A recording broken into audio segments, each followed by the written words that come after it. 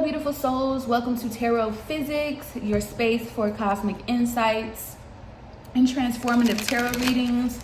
We're going to focus on Scorpio, okay, for the week of September 14th to the 20th. Please check your chart to see your where you have Scorpio placements at, but also if you do not have Scorpio placements, I would check your 9th house, okay, to see how that is resonating for you, okay? Check your 9th house placement or check your Scorpio placements, okay? Anywho, let's get into it. Let's see what we got. What's going on with Scorpio this week of September 14th, 2025? We got the Ace of Pentacles. Okay then, boo. Okay. We got the Queen of Pentacles. Okay. We have the Fool. Okay. We have the Lovers and the Nine of Pentacles. That came out together. I want to clear. Ten of Swords. Six of Swords at the bottom of the deck. Clarify the Queen of Pentacles. Hold on, let me get it all down.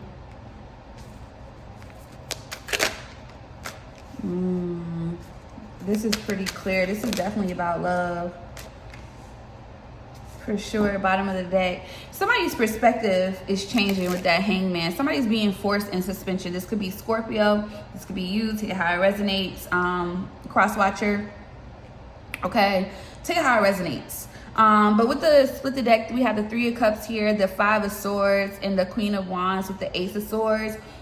So there's definitely that energy of someone else here trying to control the narrative between two people. All right. There could have been an ending here.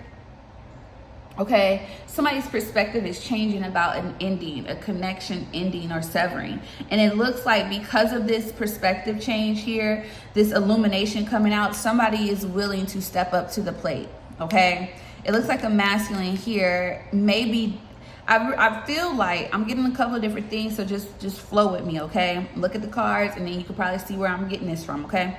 Now, with this Ace of Pentacles and the Queen of Pentacles, there is an offer coming in, okay? Now, once again, you need to look at your chart and see where Scorpio is placed because that is very significant for you. Some of you, this is going to be a financial offer. This is something substantial, okay? This is all about choices. This is going to help you build something here or reach your goals, okay? Gemini energy, Aquarius energy is significant here, as well as Pisces, Aries, and Leo, okay? It feels like whatever this is going to be financially liberating, okay, especially with the Fool here and the Lovers and the Nine of Pentacles. Now, but with that being said, you also have this aspect here. You have somebody wanting to come in, okay? You taking this action, going forward, moving forward, finances are starting to balance out, things are starting to work out and play so you can make the moves that you need to make financially. You have an energy here. You have someone here who's had an aha moment about you. There's things that have come to the light. Somebody also may want to bring things to the light to you as this Emperor, okay? I am going to clarify that and see exactly what that means. I want to see. But with the Ten of Swords, there could have been an ending here, a horrible ending that's bringing in this Ace of Pentacles for you, okay?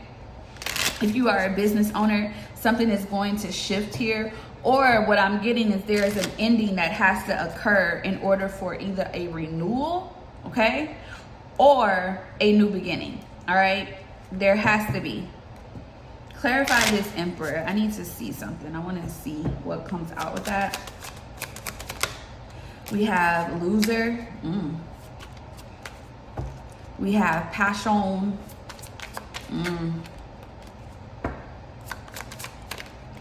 Queer. And we have Swipe Right. Bottom of the deck, I'm ready. Somebody wants to rush in and express themselves. I mean, I know that's what the Knight of Swords is. I get that. But I wanted to break down the Emperor himself. It looks like this is someone who chose. The reason why there was an ending is because someone chose lust. They chose passion. They chose eroticas, okay? Because that queer is not necessarily like LGBTQI. Because in my mind, like, there's different aspects of LGBTQI for me, okay? And the reason why I say that is because Like, I'm a heterosexual woman, but I think people all have aspects of queer. The reason why I say that, because to me, queer is just like real, like kinks that people have. And that's why it's coming off like this, especially with passion and queer. If it was something else, like if the experiment card came out in this deck or whatever, I would be like, oh, you got somebody that, you know. But passion, queer, this is somebody that they are lustful. This is someone here who has, they feel like they lost because of their own lust. Like, you want something substantial. You want something that's going to ground you. You are working towards, you know, you got a divine offer here for a new beginning, and you're taking it.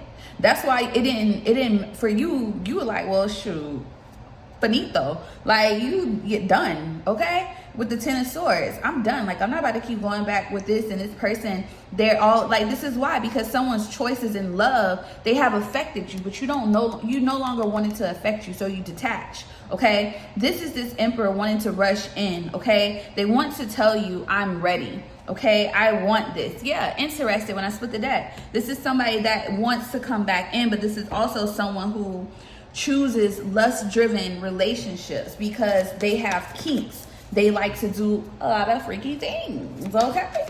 They like to get freaky, okay? And it was also interference. So somebody came in the middle of you and this person's relationship as well, okay? And exactly, self-love. You chose yourself. You chose yourself. This is why your money is going to excel, okay? This is why your money is going to excel. Some of you have Scorpio in your second house, all right? Some of you,